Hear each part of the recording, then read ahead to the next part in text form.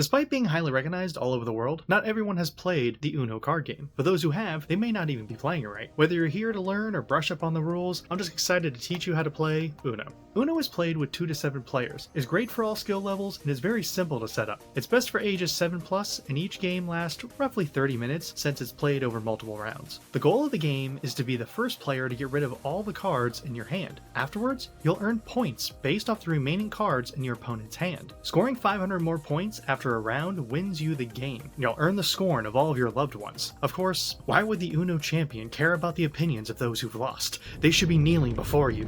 Alternatively, I've always played it so that the winner is whoever runs out of cards first. Some of us here didn't even realize that there was a scoring system until reading the rules. Each Uno deck includes numbered cards and 5 different action cards. All of these are divided into 4 colors: red, blue, green, and yellow. The numbered cards range from 0 to 9, while the action cards can either be a skip, a draw 2, a reverse, a wild, or a wild draw 4. When setting up the game, you'll first decide who will be the dealer. They can be chosen whichever way you want, even volunteering is fine. The dealer will shuffle the deck and deal out 7 cards to each player. The remainder of the deck is placed face down to form the draw pile. Then they will reveal the top card and place it next to the draw pile to form the discard pile. If a numbered card is revealed, the player left of the dealer will officially start the game. However, when revealing an action card, you'll first need to resolve its special effect before starting the game. Briefly put, a wild draw 4 is put back into the deck, and the dealer reveals a new card. If another wild draw 4 is revealed, you'll repeat this process. Wild cards allow the person left of the dealer to choose a color before starting the game. Of course, they can choose red, blue, green, or yellow. The reverse card reverses the turn order and the dealer starts the game instead. So after the dealer's turn, the turn order moves to the right instead of the left. There isn't anything special about either the draw 2 or skip card. When one is revealed, they're played normally as if the dealer played them.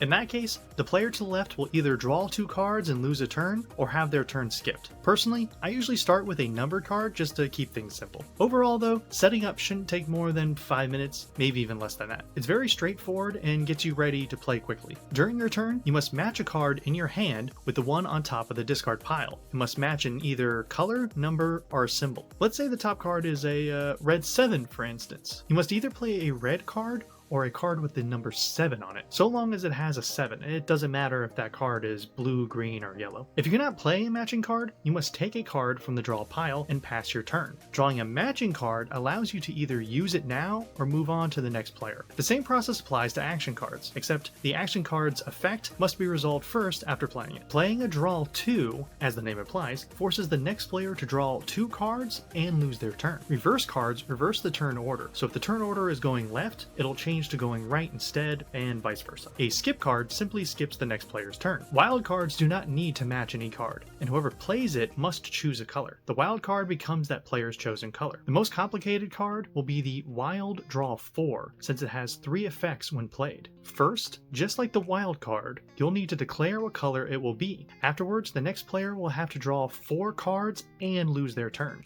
Although a strong card, there is a catch if you're not careful when playing it. If nothing in your hand can match the color on top of the discard pile, then you can legally play this card. However, this means you can play this card illegally as well. We'll say there is a blue skip card on top of the discard pile. If you have no blue cards in your hand, you can legally play a wild draw 4 card. If you do have blue cards in your hand, you can still play a wild draw 4, but it'll be considered an illegal move. If and when a player suspects you of playing a wild draw 4 illegally, they can challenge you. Once challenged, you'll have to reveal your hand to everyone. If you're caught playing it illegally, you'll be the one who must draw the 4 cards. If you're innocent, the player who challenged you must draw 4 cards instead and must draw 2 additional cards. After resolving that, it'll be the next player's turn as normal. Whenever someone plays their second to last card, they must yell out "Uno" before the next player begins their turn. If you don't, another player can call you out on it. Getting called out forces you to immediately draw 2 cards, stripping away your potential victory. As the Uno champion,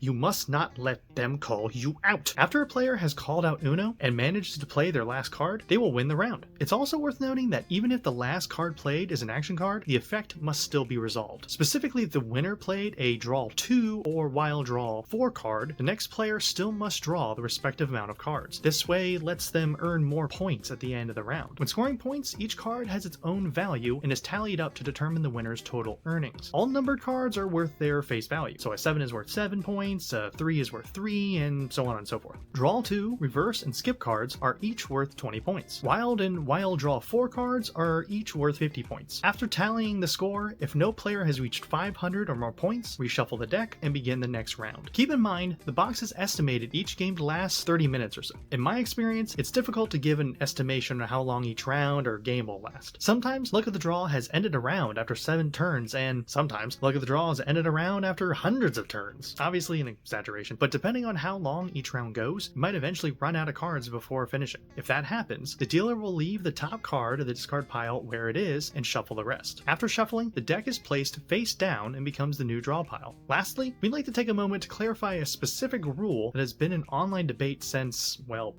forever. According to the rules, along with a post from Uno's official Twitter account, drawing cards cannot be stacked. You cannot play a draw 2, then the next player plays another draw 2, causing the following player to draw 4 cards instead. Using the Wild Draw 4 card this way is also against the rules. You cannot stack draw cards again and again to make someone draw 20 plus cards or something. I am more than aware Uno fans will argue against that, but that is the official rules from Uno. However, that's not to say you have to strictly follow those rules. If that's how someone wants to play the game, then no worries. Just be sure everyone agrees to those rules. It is a popular house rule, and surely won't ruin any long-standing relationships with your friends or loved ones. Tell us the hilarious stacking you've managed down in the comments below. I'd like to thank you for joining me today, and if you found this video helpful, be sure to leave us a like. You should tell us in the comments below about any of your special house rules. We're happy to learn about them and eventually try them out ourselves. After all, Uno is just one of those games meant to test the bounds between you and your loved ones, so who wouldn't love to learn about ways to spice up the game from time to time? All jokes aside, we're currently uploading videos every other week, so don't forget to subscribe and catch our newest videos. You should also check out these other videos on the channel in the meantime. Until then, we hope to see you somewhere.